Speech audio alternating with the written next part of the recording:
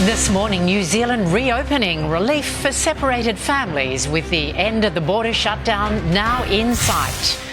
From 2 doses to 3, major changes planned to the definition of fully vaccinated. US troops deployed, America takes action as the Russia crisis worsens. And armed and dangerous knife-wielding thieves raid a Sydney petrol station. This is 7 News with Ann Sanders. Good morning. New Zealand is finally moving towards reopening its border to Australia. Major changes have been announced this morning, starting from the end of this month. Paul Caddick has the details. Good morning, Paul. Some relief in sight for long-separated loved ones. Good morning, Anne. Yes, that's right. As New Zealand's Prime Minister revealed a 5-stage plan to reopen its borders, starting on February 27th. And that's when vaccinated New Zealanders in Australia can return to the country without having to go into government-run quarantine, though they will still need to self-isolate on arrival. A big relief for those who've been stranded overseas. Now, Stage 2 allows New Zealand citizens from other parts of the world to return home from mid-March. Those relaxed rules will also apply to Australians who are regarded as critical workers in New Zealand. Tourists from Australia, though, will have to wait until July before they can head across the Tasman.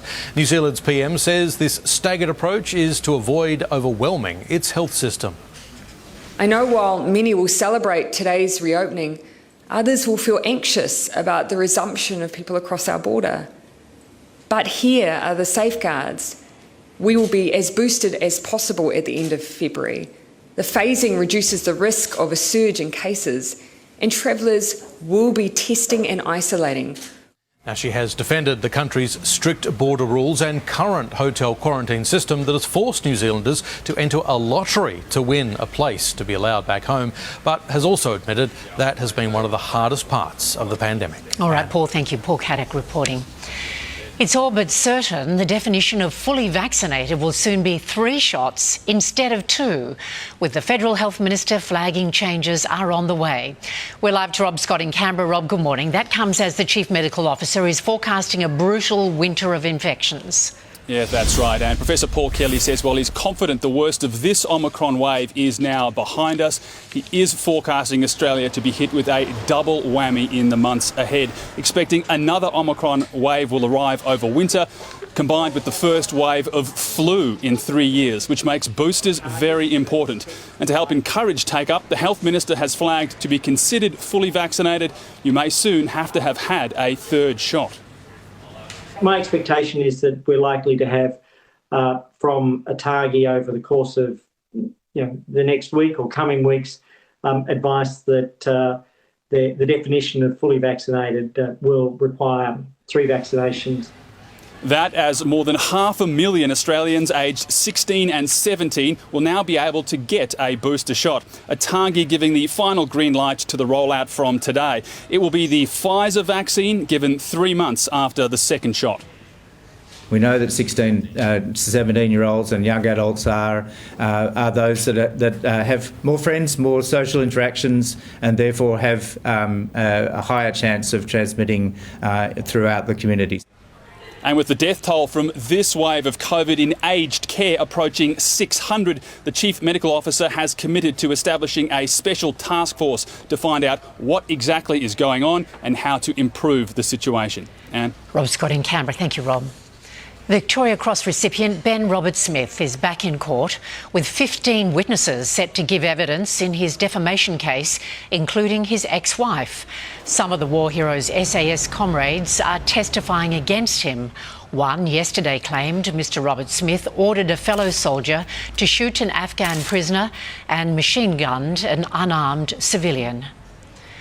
3,000 American troops are being deployed to Europe in a move by the US to reassure allies it will stand up to Russia if needed. UK Prime Minister Boris Johnson has spoken with his Russian counterpart, Vladimir Putin, warning of tragic consequences if he invades Ukraine. Sarah Greenoch has the latest from Kiev. A Pentagon spokesman has described these moves as a, quote, unmistakable signal to the world that America is ready to reassure its anxious NATO allies. These 3,000 troops will be deployed in the coming days to Poland, Romania and Germany. This sort of move is exactly the opposite of what the Russian president has been demanding of NATO and of the West. We have heard a response from Moscow, who has said this call by the United States is a, quote, destructive step. These are not permanent moves. They are moves designed to respond to the current security environment. Moreover, these forces are not going to fight in Ukraine. They are going to ensure the robust defense of our NATO allies. The moves he refers to are, of course, in response to Russia's huge military build-up on Ukraine's borders. These new satellite images just released showing the extent of that in the north in Belarus, in the east in Russia, and also to the south in Crimea, which Russia annexed in 2014. A propaganda war that's been playing out between Russia and Ukraine is also continuing, with defence ministries from both countries releasing almost daily videos of military training. These latest pictures from Russia of its soldiers carrying out drills in Belarus. The British Prime Minister spoke today with the Russian President on the phone, with Boris Johnson saying he told Vladimir Putin that any further incursion into this country would be a tragic miscalculation. Police are hunting for two thieves who held up a Sydney petrol station with a knife. The victim was very rattled, but remarkably continued working his 9-hour shift. Natasha Squarey has more. Well, the 63-year-old was only an hour into his shift here at this service station in Campsie when two crooks walked in at midnight armed with a knife. They scream at him to hand over cash, with one man kicking the office door trying to get behind the counter. They repeatedly threaten the father of three with the large weapon, and he empties the cash register, throwing the money at the crooks.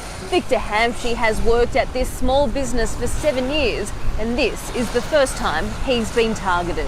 Like a movie, I can't think for anything. My brain is stopped. I can't think for anything. Now, after this terrifying attack, he spoke with police and then continued to work for another 9 hours to finish his shift. Hi, how are you? Good, mate, yourself? I'm good, thank you. Investigators are on the hunt today for the pair who they've described as desperate cowards. The men were last seen taking off in a car. The detectives are currently working in the area to identify the males, and we're calling upon members of the public who may have footage, dash cam or CCTV from their business or their home to come forward and help. Detectives say these men will be caught, and if convicted, they could be locked up for up to 20 years. A truck hauling a load of rapid antigen tests has rolled on a Gold Coast motorway. The B-double tipped over, crashing on the Smith Street off-ramp on the M1. The driver rescued from the wrecked cabin and taken to hospital in a serious condition. It's caused major traffic delays. An amnesty has been announced for owners of unregistered firearms to hand their weapons in without punishment. It's estimated more than 200,000 illegal guns are in circulation. Cameron Bowe reports. This is a campaign to highlight the amnesty in place to surrender illicit guns. It's estimated that there are around 260,000 black and grey market guns in the community. That number has remained steady over the past 6 years.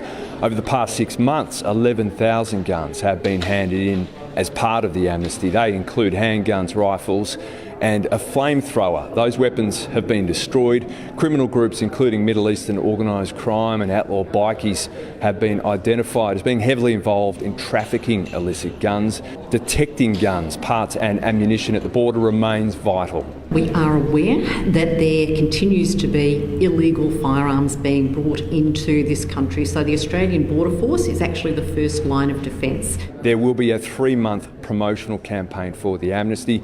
The authorities are hoping that relatives, friends of those who hold illicit guns and even criminals are going to come forward with information. Next in 7 News, vaccine backflip. Why Novak Djokovic is now reportedly getting the jab. The hunt continues for grave robbers, the disturbing reason police believe why 2 heads were stolen. And try time for the Duchess of Cambridge, Kate's exciting new role.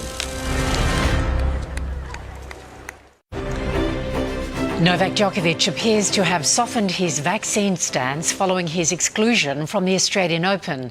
The tennis star's biographer has claimed during a TV interview he thinks Djokovic will get the jab after being forced to watch Rafael Nadal win an historic 21st Grand Slam. The world number one was unable to stay in Australia because he's not vaccinated. Similar rules in France would force him to miss the French Open if he doesn't get the shot. A burst water main has sent water gushing into homes on Sydney's North Shore. Up to 6 properties were flooded after the pipe ruptured without warning. Andrew Denny is there. Well, it was just after 1 a.m. this morning when a water main burst here on the Chase Road at Turramurra, and that was an extremely rude awakening for families in 9 homes downhill.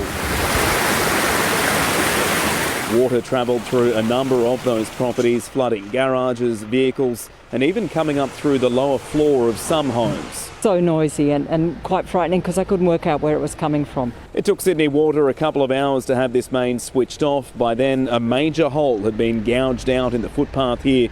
Also, sections below the road itself have been washed away and are in need of major repairs. The mud and water has left a big clean-up for residents now wanting to know who will foot the bill. Huge amount of the water comes through the street into my house. The water got into the garage, and the home is all over the water, the carpets and the timbers. Now, Sydney Water has begun repairs here and also an investigation into why this main burst in the first place. We're expecting to hear from them a little later today. Police are still searching for a breakthrough in the hunt for grave robbers in Melbourne. 2 heads were stolen from a mausoleum. Investigators now believe the theft was a sick prank. Cassie Zervos has the latest.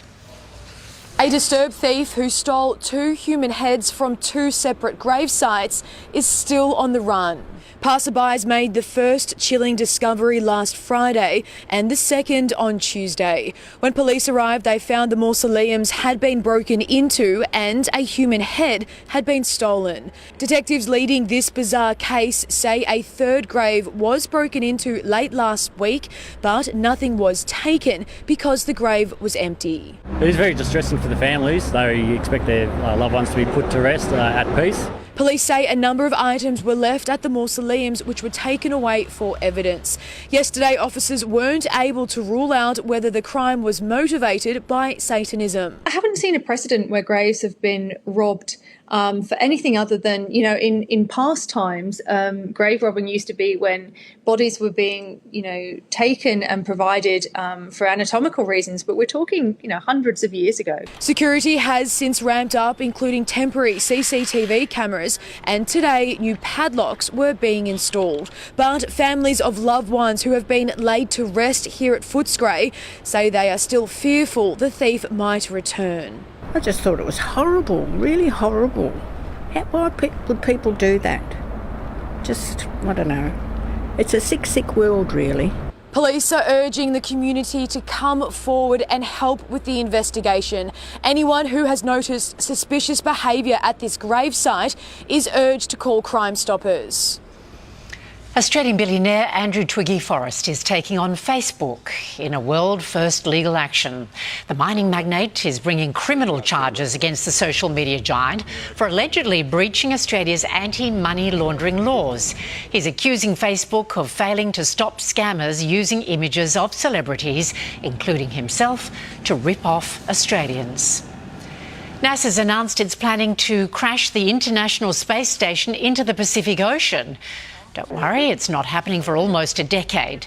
The space agency intends to operate the ISS until the end of 2030, and then it will be retired. Launched in 2000, the station has been a home away from home for more than 200 astronauts from 19 different countries.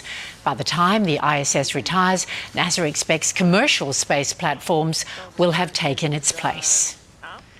The Duchess of Cambridge has strapped on her footy boots for her new role as patron of English rugby. Kate is taking over from Prince Harry, marking the moment with a trip to the home of rugby at Twickenham. She took part in a skills session with players from England's men's and women's squads. Kate is now also patron of English Rugby League. Checking the share market now, the ASX is off to a stuttering start to trading, down more than 10 points. The Australian dollar is buying 71.2 US cents, just under 81.5 Japanese yen, and $1.07 New Zealand. Sport is next in 7 News, including the history-making Aussies who came agonisingly close to a debut win at the Winter Olympics. And Aussie captain Pat Cummins weighs in on the future of coach Justin Langer. Australia's first ever curling team fell just short in their opening round of the Beijing 2022 Winter Olympics. Playing America mixed doubles pair, Tali Gill and Dean Hewitt played an hour-and-a-half game of cat and mouse against duo Vicky Persinger and Chris Pleiss. Any lead gain was quickly given up before eventually falling 6-5. Their families were cheering from home, capturing an historic moment in Australian Olympic folklore. I can't thank them enough. I mean, they're part of this journey too, and I knew that there was maybe a little party going on, so wish I could be there, and I miss them a lot. They'll play China at 12 p.m. Eastern right here live on 7. Also tonight, our mogul skiers will take to the slopes for the first time. Medal hopes Matt Graham and Jakara Anthony will be tearing up the mountain. And the Olympic torch was paraded through China ahead of this Friday's opening ceremony. Aussie captain Pat Cummins has called on Cricket Australia to make a call on Justin Langer's future. Cummins remains non-committal publicly over whether Langer should be given a contract extension. Well, it's part of speculation, which I don't think is really healthy. I don't think it helps anyone, so just don't want to add to it. Hopefully there's a decision soon made by Cricket Australia, but we'll sit back and wait. Langer's future will be discussed at a board meeting tomorrow. New Western Sydney Wanderers manager Mark Rudan has started in perfect fashion against the Perth Glory in the A-League last night. English star Jack Rodwell scored his second goal for the club. Rodwell! And the new era for Western Sydney starts with a goal. That was enough to seal the game 1-0. There were surreal scenes in the Old Firm derby between Scottish clubs Celtic and Rangers this morning. Aussie Ange Postecoglou's Celtic jumped out to an early 2-goal lead against their bitter rivals. A brilliant finish sealed the deal before half-time.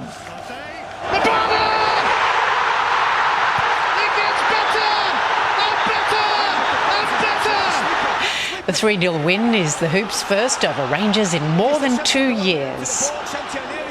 Tyler Wright is through to the semi-finals of the Pipe Masters. The dual world champion will take on Hawaiian wildcard Boanna Jones-Wong for a spot in the final.